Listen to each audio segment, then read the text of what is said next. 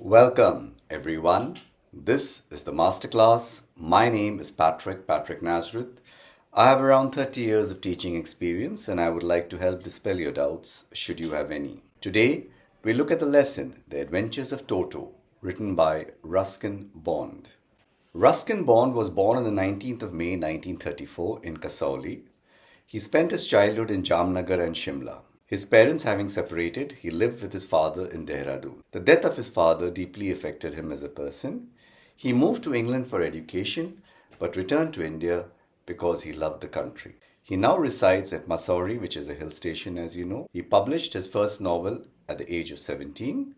He has written about 500 short stories, essays, and novels for children and adults. What does he write on? Simple stories about life in the Indian hills, nature, and childhood memories. He has received the Sahitya Academy Award, the Padma Shri, as well as the Padma Bhushan Awards from the Government of India. Do any of you keep pets or have thought about keeping one? Here, the author tells us about the time his grandfather bought a baby monkey and kept it as a pet. Toto, the monkey, was bought by his grandfather from the local Tonga fellow for the sum of 5 rupees. When driving the Tonga, which is a horse-drawn carriage, the monkey used to be kept tied up near a feeding trough. Grandfather took pity on the poor fellow and added him to his private zoo. Toto was good-looking. He had bright eyes, he had deep-set eyebrows, his teeth were pearly white. He had a way of smiling at you, but the way he smiled frightened the Anglo-Indian ladies. An Anglo-Indian, as you are aware, is a person who has mixed British and Indian blood. His hands were wrinkled. They looked very, very old. And he could do a lot with them. Not just his hands, he used his tail as well. He used it to pick up anything that might be out of reach of him. His tail also added to his good looks.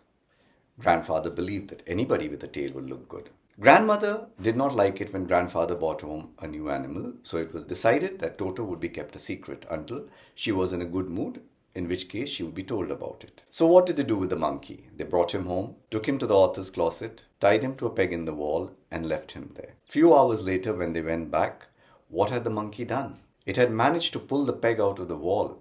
It had torn the wallpaper which was inside the closet to shreds, and it had also destroyed the boy's school blazer. Grandfather wasn't angry. In fact, he was very pleased. He said this is an example of how intelligent the monkey is. If we had given him enough time, perhaps he would have fashioned a rope out of your blazer and used it to escape. Since his presence in the house had to be kept a secret, grandfather sent him to the servants' quarters. There he lived in a big cage with other pets like a tortoise, a pair of rabbits, a tame squirrel, and his pet goat. But the monkey didn't allow any of his companions to settle down. The grandfather was forced to take him to Saharanpur the next day when he went to collect his pension.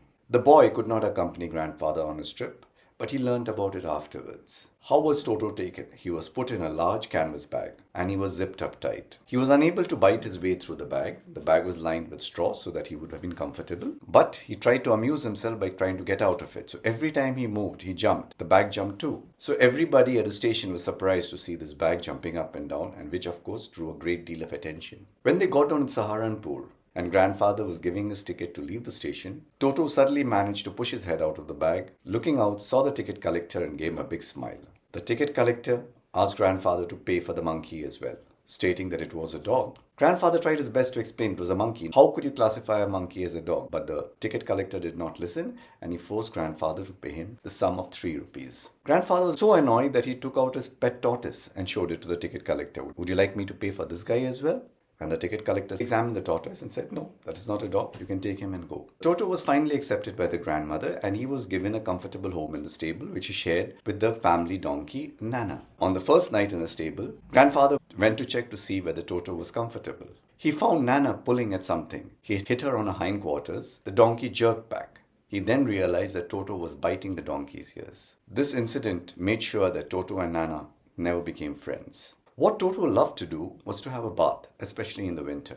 Warm water was given to him, and since he had seen the boy having a bath, he decided to follow the same things that the boy was doing. He used to dip the toes of one foot into the water and then the toes of the other, and then gradually immerse himself until the water came up to his neck. When he was comfortable, he would soap himself all over, and when the water became cold, he got out and would run to the fire in order to dry himself. If you saw him and you laughed at him, Toto would feel hurt and he would refuse to go on with his bath. Now this bath he liked so much that he nearly succeeded in killing himself because of it. What had happened? A large kettle of water had been put on the fire in order for the family to have tea. Toto went into the kitchen. He lifted up the lid, touched the water, realized it was just warm enough to have a bath, and immersed himself into it. The water, obviously being on the fire, began to get hotter and hotter.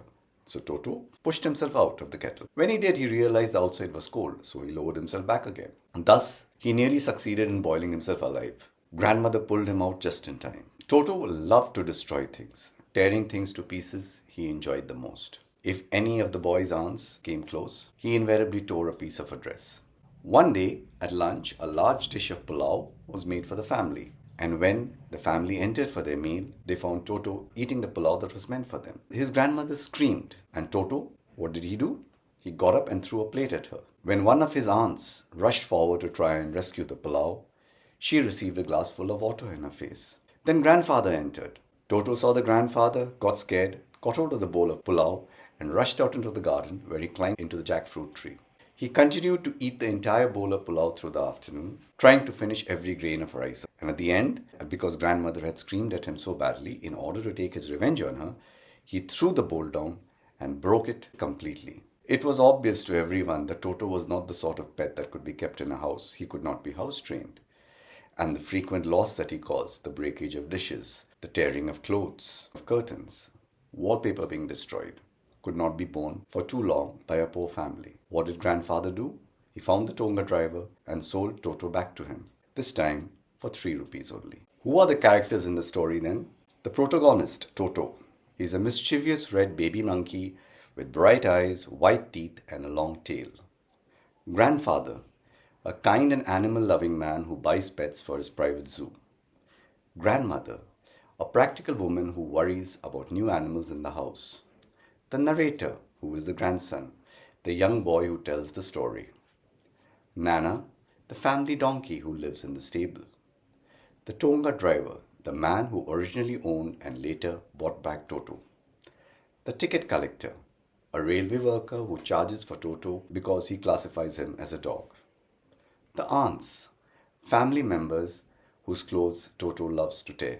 The settings, grandfather's house in Dehradun, where most of the events described happen. The closet in the bedroom, where Toto is first hidden. The servants' quarters, where Toto is put in a cage with the other animals. The railway station and the train, where Toto is taken from Dehradun to Saharanpur and back. The stable, where Toto lives with Nana the donkey. The kitchen, where Toto takes baths and nearly boils himself. The dining room, where Toto steals the rice. And finally, the jackfruit tree, where Toto sits and eats the stolen rice. What are the literary devices used in the story then? Humor. The whole story is funny, especially when Toto is charged for being a dog. Imagery. Vivid descriptions like bright eyes sparkled with mischief. Personification. Toto acts like a human. He's bathing. He shows hurt feelings as well. Irony. Monkey is charged as a dog, but a tortoise travels free. Simile. Hands look dried up as though they had been pickled in the sun. Exaggeration. Frighten the life out of elderly Anglo-Indian ladies. Foreshadowing. Early mischief hints at larger problems later. The themes of the story: mischief and innocence. Toto is naughty, but he's not evil. He's simply a playful animal.